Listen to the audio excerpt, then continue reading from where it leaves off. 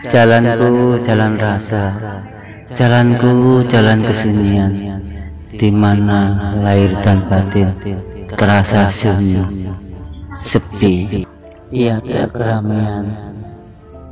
Yang ada hanyalah kedamaian menyelimuti, semakin lama semakin asik.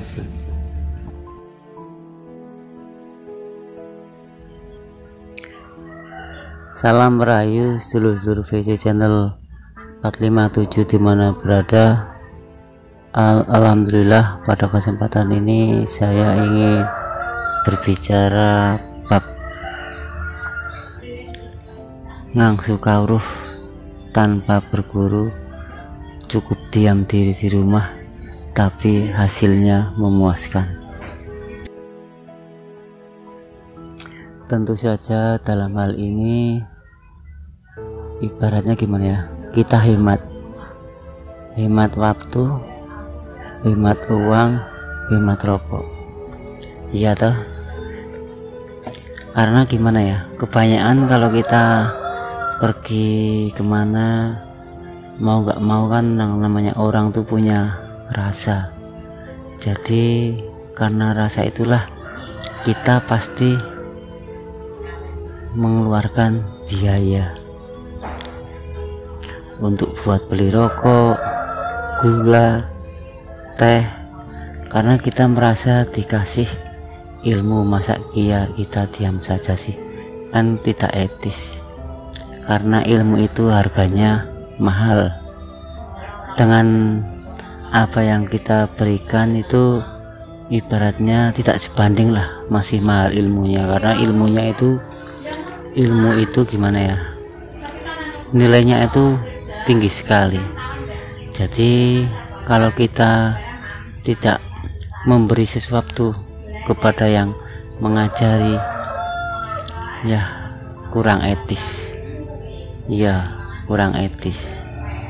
Karena itu kalau sekiranya kita tidak mampu, pas tidak ada pemasukan, dompet agak nipis, lebih baik diam diri di rumah. Insya Allah dengan jalan ini apa yang kita harapkan bisa tercapai, karena usaha kita pribadi dan Gusti Allah juga ijabai. Oke guys, walau sebenarnya itu sang guru mursyid itu juga tidak minta, karena dia juga siarnya itu apa ya, ikhlas lahir batin. Tapi sebagai murid kita juga harus bisa menghormati, menghargai, iya toh. Lah dengan begitu kan setidaknya kita juga harus ngasih apa. Karena itu diam diri di rumah lebih baik. Jadi gini guys, di rumah cari tempat yang kosong, sepi. Sekiranya kok rumah kondisinya lagi rame, ya cari waktu malam hari. Syukur-syukur jam 12 ke atas kan, jam 12 ke atas kan anggota keluarga kan udah pada tidur. Nah, disinilah kesempatan kita bisa menenangkan diri. Jadi jam-jam tengah malam inilah kita mandi, ya mandi tobat lah. Doanya bebas, doanya terserah mau pakai apa, bebas sesuai dengan apa yang pernah didapat dari guru-guru ngaji sebelumnya. Kalau saya sih niatnya ya pakai nawaitu selal minal taubati kokori lillahi ta'ala. Niat ingsun mandi tobat resik njaba resik njero karena Allah ta'ala. Dengan mandi tobat ini badan bisa menjadi lebih bersih, dan selain itu juga kondisi tubuh kita itu menjadi segar. Lah, dengan kesegaran tubuh kita itu bisa membawa ketenangan. Jadi kita tidak merasa gerah atau apalah.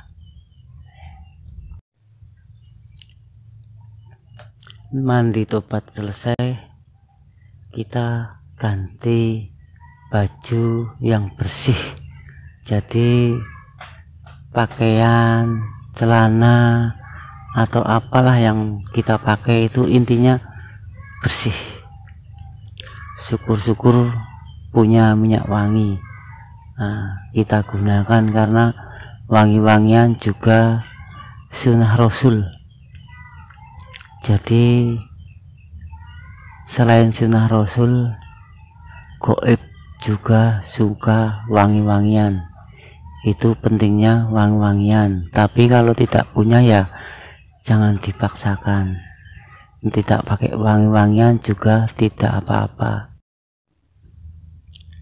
Setelah semuanya siap, kita masuk kamar. Nah, di kamar ini kita duduk santai dulu, rilekskan pikiran agar kita lebih cepat fokus. Jadi kita duduk bersila, gimana cari enaknya lah. Tapi kalau bisa itu duduk silahnya itu badan tegak lurus agar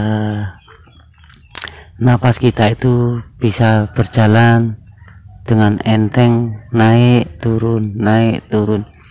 Itu fungsinya badan tegak lurus. Jadi perjalanan napas tidak terganggu.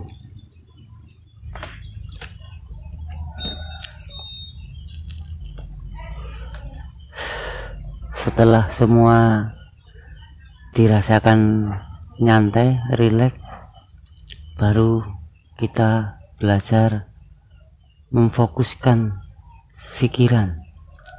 Jadi pikiran kita itu diusahakan fokus ke hati, karena hati itu utama. Hati itu Ka'bah kita, kiblat kita, kiblat atau Ka'bah yang sejati, di mana Allah atau sang pemilik hidup ini ada. Itulah hati. Jadi kita harus fokuskan ke situ. Jadi setelah semua terasa tenang, badan juga posisinya udah nyaman, enak, kita langsung menuju ke pokok. Jadi pikiran mulai belajar untuk meninggalkan semua urusan dunia. Jadi keinginan-keinginan itu kita tinggalkan, karena keinginan adalah bagian dari nafsu. Sedangkan dalam hal ini nafsu harus bisa sirna. Jadi angan-angan kita tinggalkan, keinginan-keinginan kita tinggalkan. Kita mulai belajar menyatu dengan alam semesta raya ini. Jadi biarlah getaran-getaran alam semesta raya ini menuntun kita, membawa kita ke sang sejati.